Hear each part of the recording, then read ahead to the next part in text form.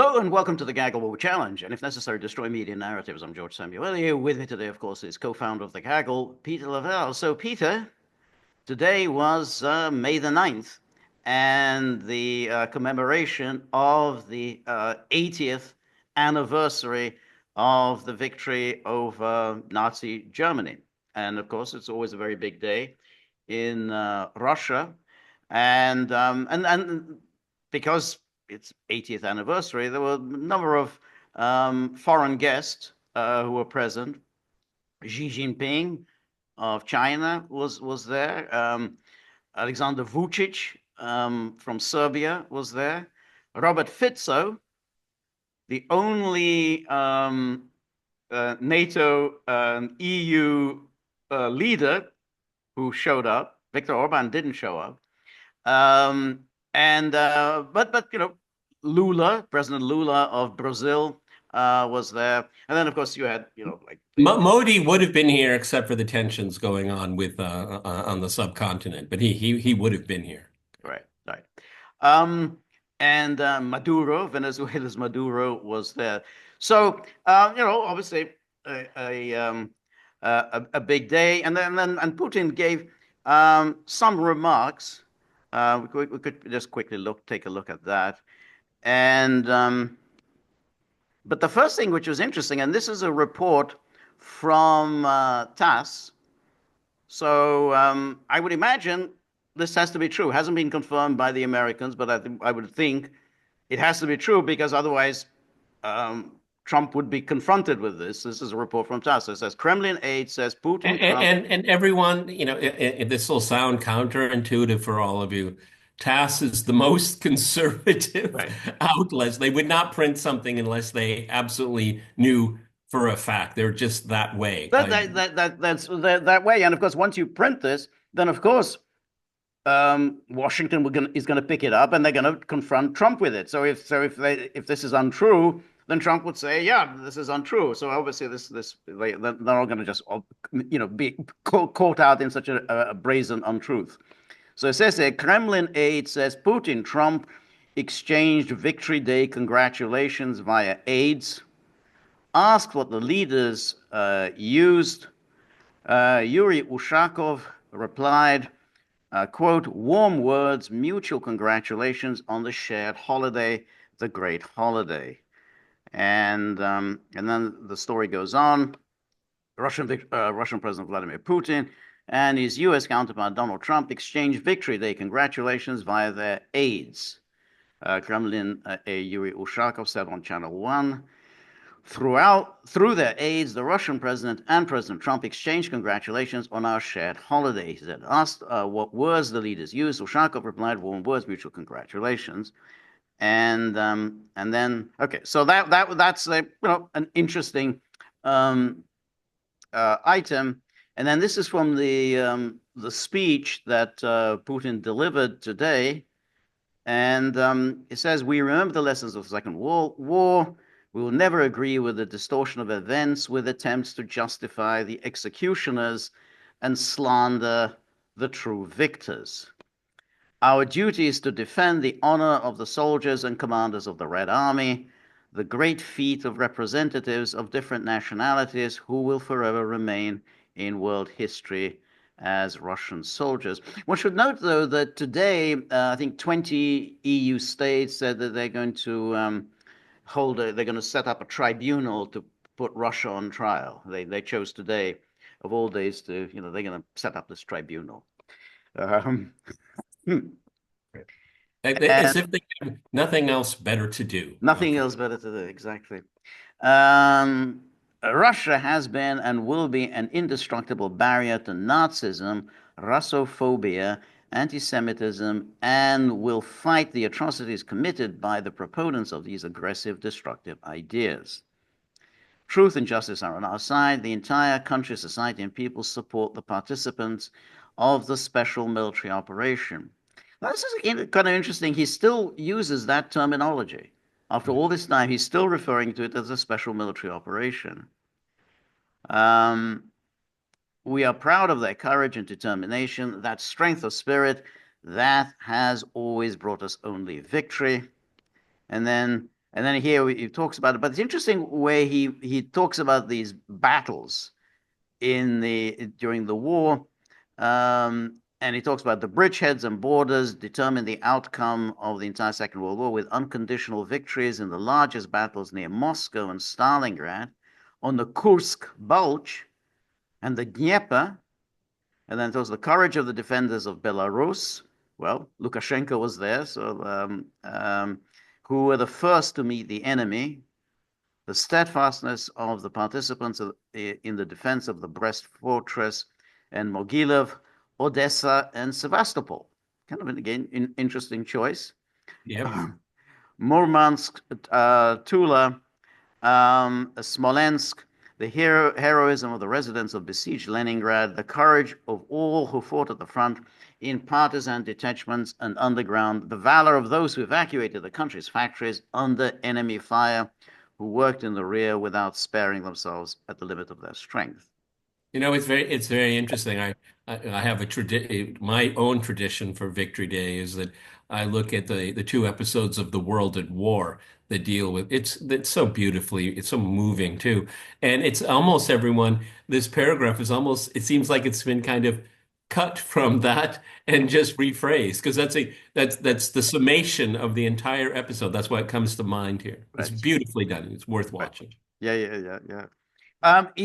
We have posted it. We've posted it on the Gaggles Locals page. We have that whole the 26 episodes. One of our Gagglers, who's an indefatigable researcher, has dug up these each of those episodes, and they're It's a actually lot of work. it's a Thank you lot of for work, but there they are. So everyone can look up these this amazing documentary from now 50 years ago. It was in the 1970s. Yeah, 1973.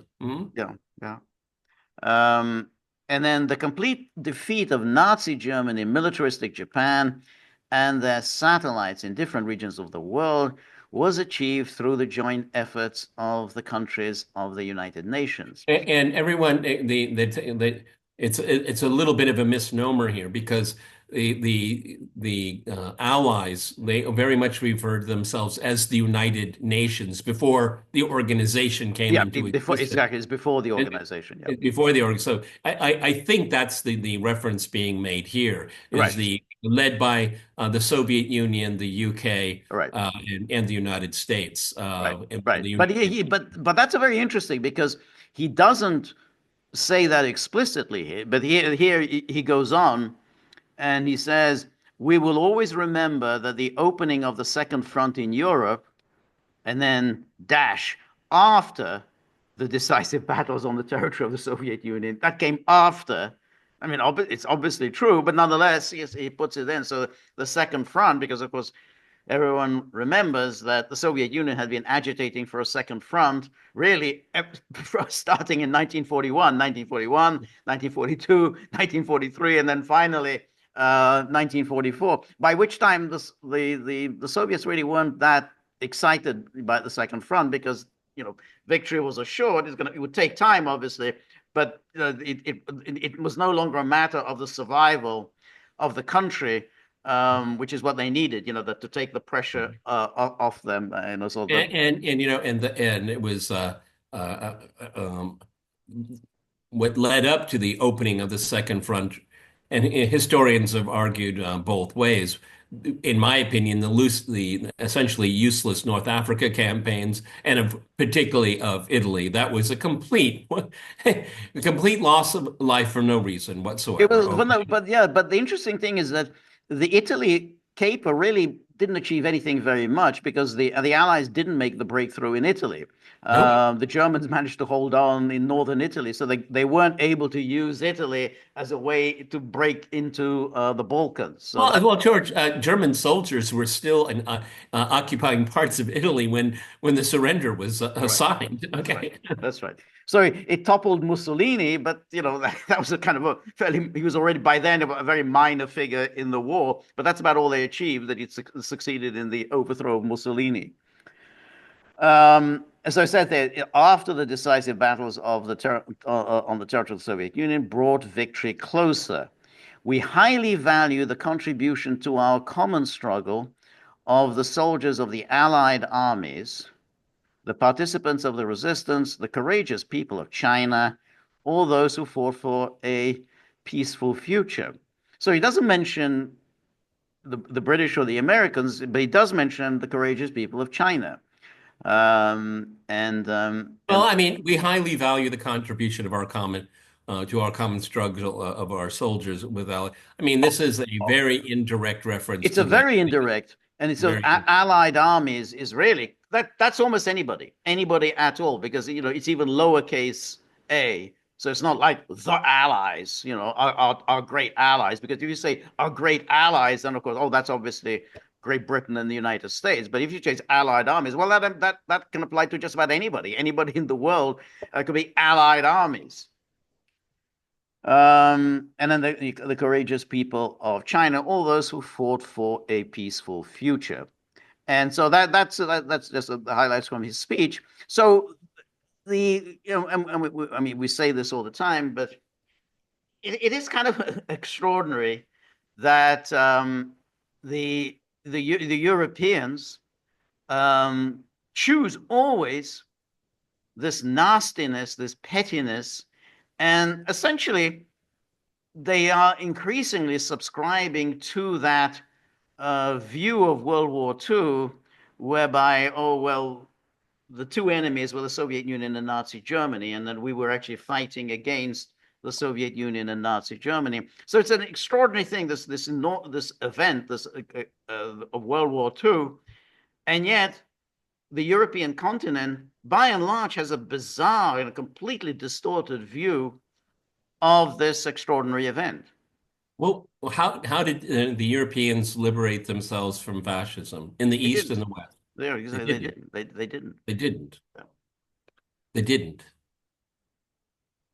And I mean, you don't want to counterfactual history. I really don't have very much time for it.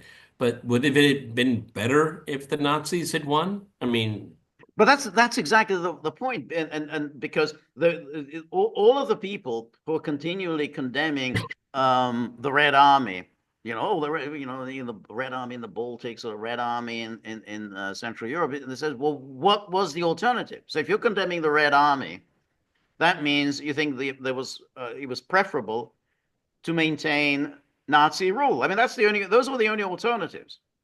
There was nothing else available. The British and the Americans didn't have the capability to reach East and Central Europe. They didn't have the capability to take Berlin. I mean, it was the Red Army that took Berlin. George, why did the British enter the war against Nazi Germany? For Poland. Yeah. What did Britain do for Poland during They the didn't do entire? anything very much for Poland. Nothing Oh, at all. oh. So but Well, no, and then you go to they both started the war. that's what I was going to say. That's the line. When was it? It was in 1939. So that was 2019 when the Poles launched that initiative on the part of the European Parliament, and the European Parliament adopted that resolution in September of 2019 that somehow the Soviet Union and Nazi Germany jointly started World War II. It's an outrageous, totally outrageous Let's distortion. start the war together so we can fight each other. That's exactly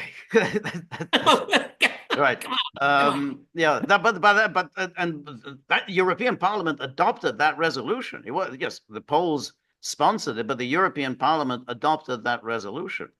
And it was a disgrace, an absolute scandal that Europe should have that European parliamentarians living in this lap of luxury, all on the taxpayers' dime, should present such an outrageous distortion of Well, history. all the more so, George. I mean, from coming from the Poles, Yeah, really? There was a Polish army within the Red Army, under Red Army control. There were Poles that fought with the Soviet Union to liberate right. Poland. Okay. Now, were they traitors to their country because they liberated their own country? That's the point. Explain that one to me, Well, everyone. that's you see the Poles, have got this completely ridiculous idea about the Red Army, and interestingly, they don't they never bring up anything about the British and the French. You know, they don't say, hey, well, you know, I mean, the British and French gave you these guarantees. They entered the war on your behalf, and then zip. You know, the Germany just simply overran you. Okay, and Yeah, everyone, for those that are interested in the history of the Second World War, let's get the chronology correct. Security guarantees, such as they were provided to Poland. Hitler attacks Poland. The Soviet Union comes in 2 weeks later. And then what is that period called all the way up to May 1940? It's called the Phony War. right. No, So what did they do during that that's time? right. They didn't do anything. The interesting thing is, of course, that the Soviet Union, it wasn't a joint attack. They waited 2 weeks. Moreover, the Soviet Union took back territory that Poland really wasn't supposed to have anyway, because this was basically what Poland took um, following in the war against the Soviet Union, and which at the Paris Peace Conference had not specifically not assigned to Poland. You know, hence the Curzon line. The Marquis of Curzon, who was Right. at Paris Peace Conference, did not say this was to be Poland's eastern frontier. So this was territory that Poland took. And then, you know, basically the Bolsheviks, you know, preoccupied with the Civil War, they signed the Treaty of Riga. Essentially, they took back this territory that Poland wasn't even supposed to have. But somehow the Poles have distorted this as that, oh, we were jointly attacked by the Soviet Union and Nazi Germany, that this World War II was triggered by the two of them. No, it wasn't. So there's an awful lot of this kind of um, deliberate distortion that continues. And so on this day, you would have thought, why don't you just shut up and just say nothing to the Europe? Just shut up and say nothing. You know, you didn't show up in Red Square. You start threatening European leaders who may have thought about attending. Fitzo, you know, he's had it with the EU. He actually showed up, Yeah, and well, you a pro announce you that you're going to have a tribunal to put Russians on trial for war crimes. a Ukrainian a fanatic for Ukraine shot him, George. Right, Okay, I mean, Fitzo's not happy. Okay, right, okay. You know the propaganda that is just pumped out into Europe. That's one of the results. Okay, right, it empowered a fanatic to go kill a leader of a European country. right, Yeah, I mean the way you could take some kind of virtue out of in all of this. I mean, in 1939, Europe's security architecture was in crisis. Why? Two of the main guarantors of European security, the French and the British, the Italians helped, they carved up an independent country against its will. It was called Czechoslovakia.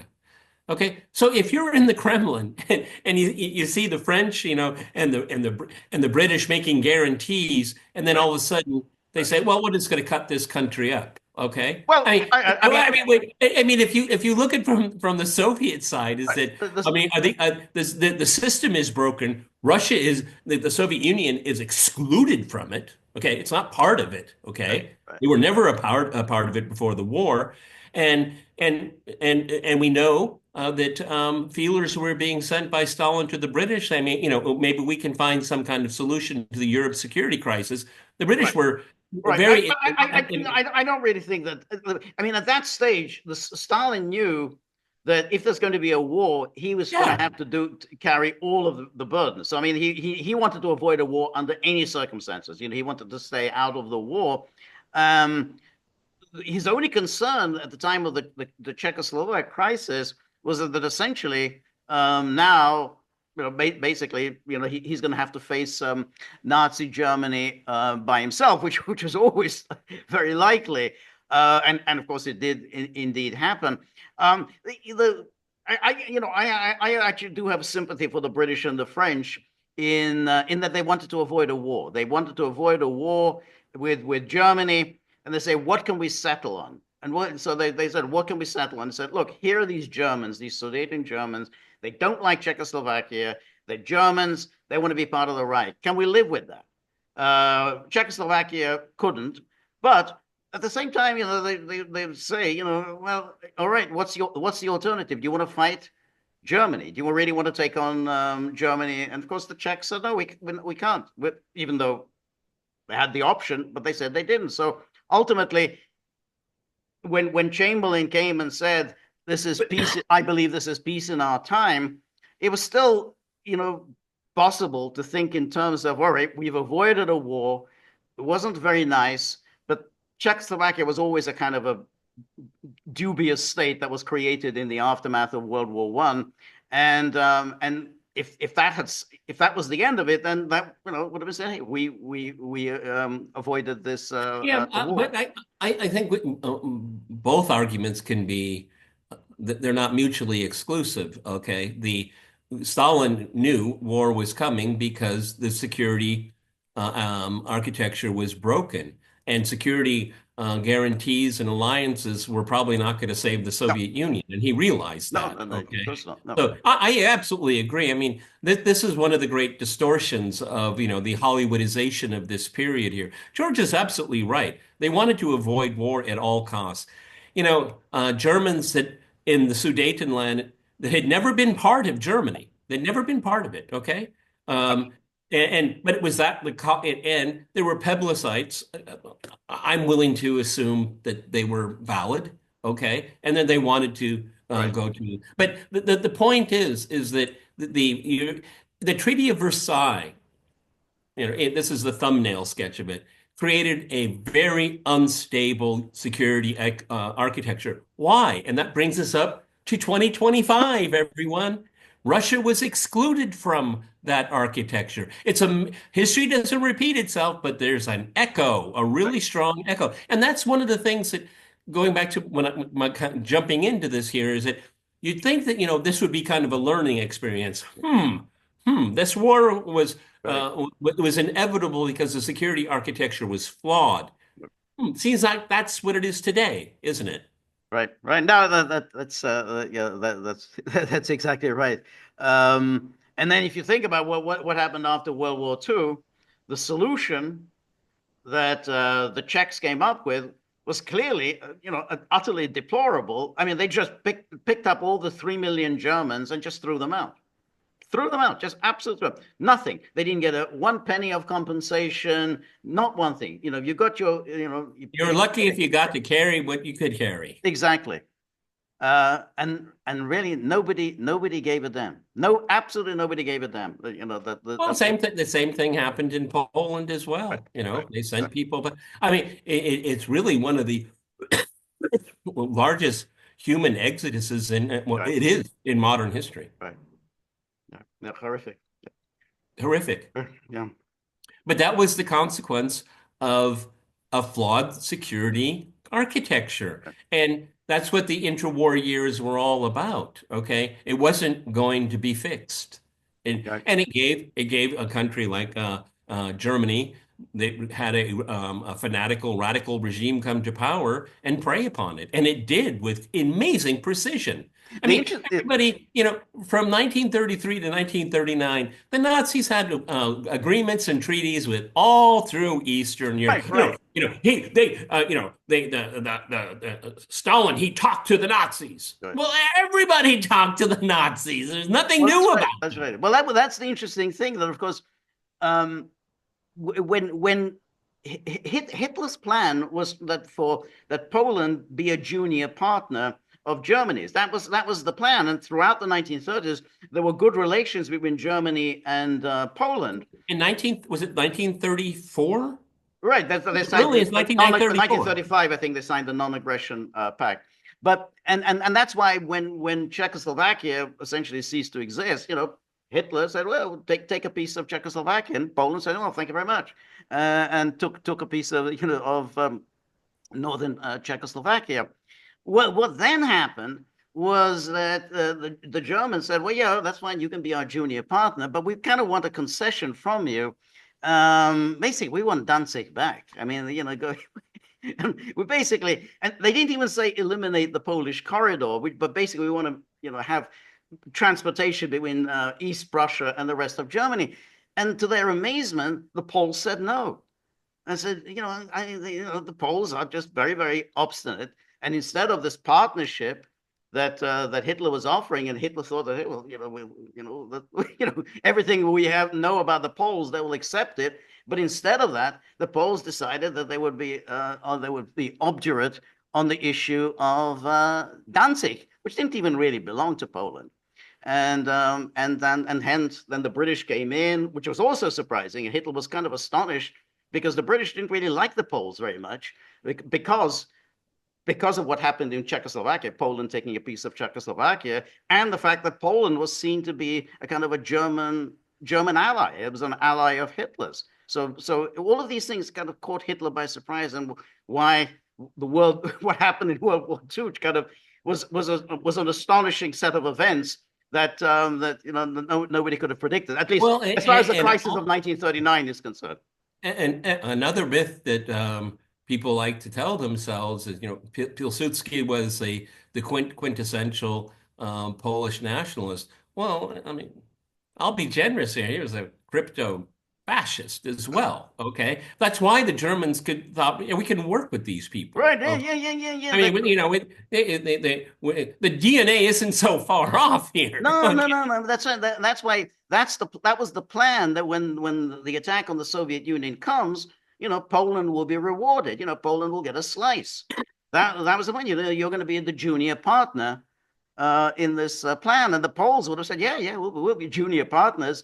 They just weren't expecting that. Well, before that, we need to resolve this Danzig question because we're German nationalists. We can't just let this Danzig issue just fester all this time. So, and it wasn't like it was eternal eternal Polish land. no, It was a recent acquisition, and it was an acquisition that was through serendipity yeah, because the German Empire collapsed, the Austrian Empire collapsed, the Russian Empire collapsed. Oh, it dropped into our lap. It's not like you thought for it. no.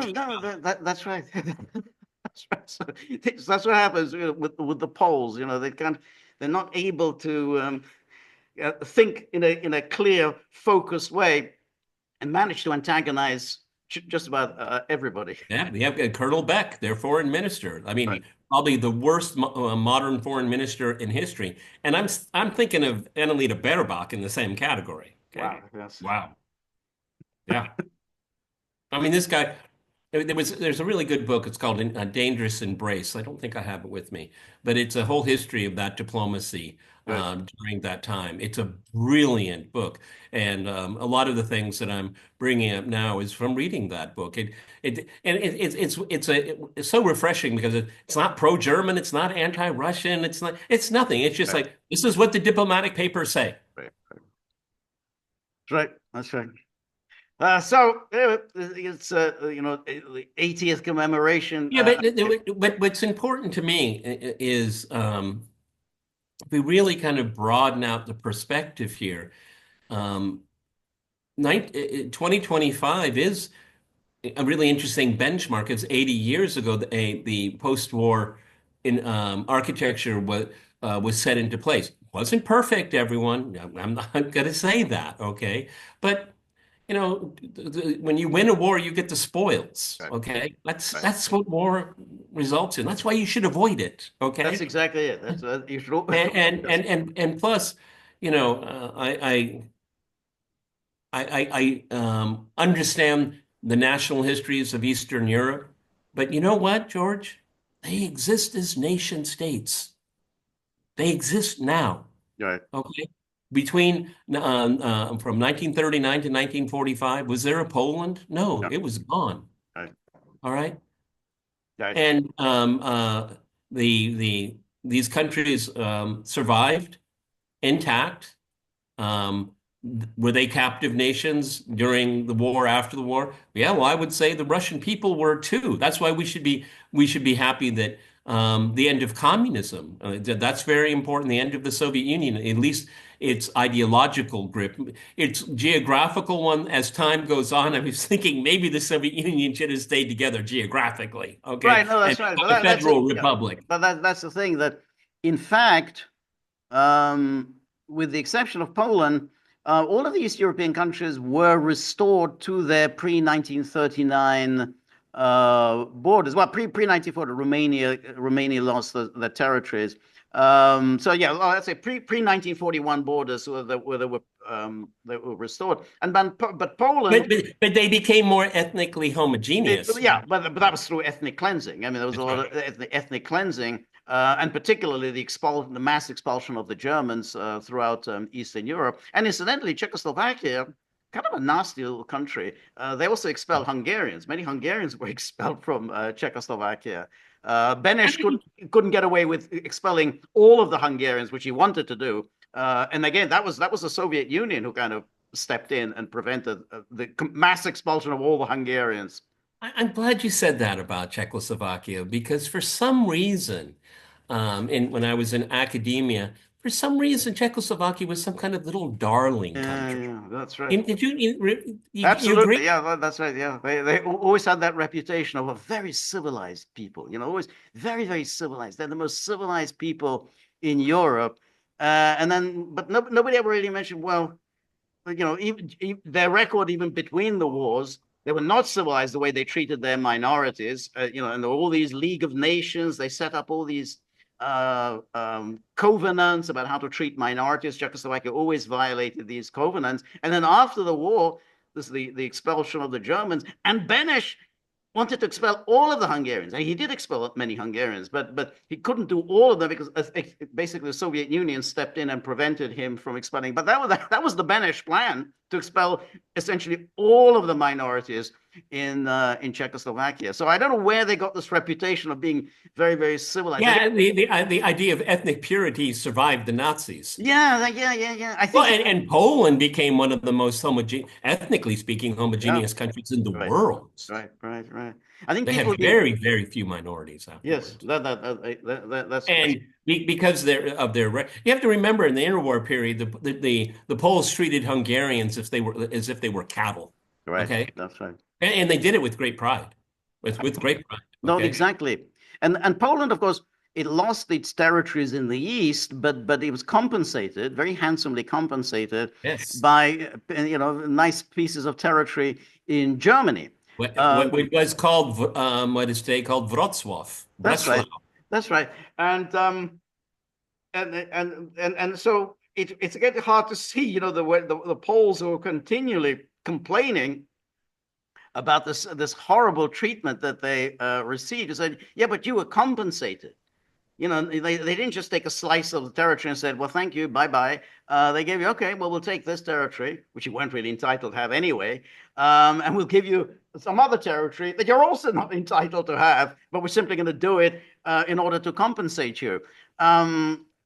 Where's the great hardship? I mean, communism wasn't very nice. Communism wasn't very nice anywhere in Eastern Europe, but the Polish communists were no worse than communists anywhere else. And as we found out, actually, the communists of the 1970s were in Poland were not really that bad. I mean, they spent lavishly and let Poland to ruin, but they were spending it in order to make life better for the Poles. I mean, it's not like they were spending it on military hardware. They were just spending it lavishly to improve the lives of Poles. But then, of course, the bill came due. So, like a lot of these East Europeans are always kind of exaggerating the horrors that they'd had to endure. Communism wasn't very nice, but from about, say, 1956 on, it wasn't quite as horrific as they wish. Well, George is absolutely right because that's where we come up with the term national communist. Right. Now, I lived in Poland in the 1980s, and for all the historic struggle of Solidarność, and I knew a lot of those people at the time, and I admired them. That's fair. However, everyone, it was about a 30 33 split. Okay. There were plenty of people that were loyal to the regime because they benefited from it. Okay. Um, in 1939, there were peasants, and then you had the Schlachta and the intelligentsia, and the famous Pan and Pani. That's basically Lord and Lordess. You know, Everybody else was you, which is rude. Right. Okay, but by the round table discussions ending communist rule, everyone was a pawn. Okay, everyone was part of Right. the elite. Right. Okay, and that's what national communism did. It wasn't pretty. The state was arbitrary and all that, but and the Soviet Union spent lavishly to Right. help them rebuild after the war. Right. Right. They're given no credit for it now at all, as Right. if it didn't even happen. Well, it happened a lot, all through the Eastern Bloc. You know how we can tell, George? Because those metal fences, in that ugly green color, it's all across the former bloc. Again, it was all that Soviet made. Okay, the cement looks all the same too. Right. So Yep. what I'm Right. George and I are Yep. trying to get at here, there's a lot to learn Right. and think about, and which Yep. is not. It's just brazenly thrown to the side. Right. Okay. Right. No, that's right. So, as always, we get this very, very distorted history, and but it's coming particularly from Europe. I mean, if this TASS story is to be believed, then I think that's a very commendable gesture on the part of the Americans, that if they did indeed exchange warm greetings on this day, then that in other way, the Americans are distinguishing themselves from the fickle Europeans. Yeah, okay. It was fought to liberate the continent Exactly, it from was fought to Russia. liberate I Europe, just and the Europeans, cannot even bring themselves to acknowledge this special day. All right, everybody. That's our commentary on the 80th anniversary of the end of the Second World War with the destruction of the scourge called fascism in Europe. Unfortunately, there are whispers of it all over the place. Okay, and that's because, in part, because historical revisionism is not only allowed, but it's encouraged. And when you do that, this is what happens. Okay. All right, this is Gaggle with Peter and George. We're on local, so please go to thegaggle.locals.com. This is Friday, if I'm not mistaken. That means George and I will reconvene on Okay. Sunday. Live stream at 10 o'clock Eastern time on Monday. Exactly. So in the meantime, the dogs are getting angrier and angrier. They say, we don't care whether the 80th anniversary or whatever. We're only concerned with the tip jar. That's our focus. So if you've got any coins to spare, anything at all, pick it up into the tip jar. We're very grateful for all of your help, friendship, and support. The more you're able to donate, the more of these videos we can make, the more we can improve on the technology. And above all, we're going to keep these dogs happy for just maybe until next May the 9th. So remember, if you like the gaggle, please like, share, and subscribe. See you soon. Bye-bye.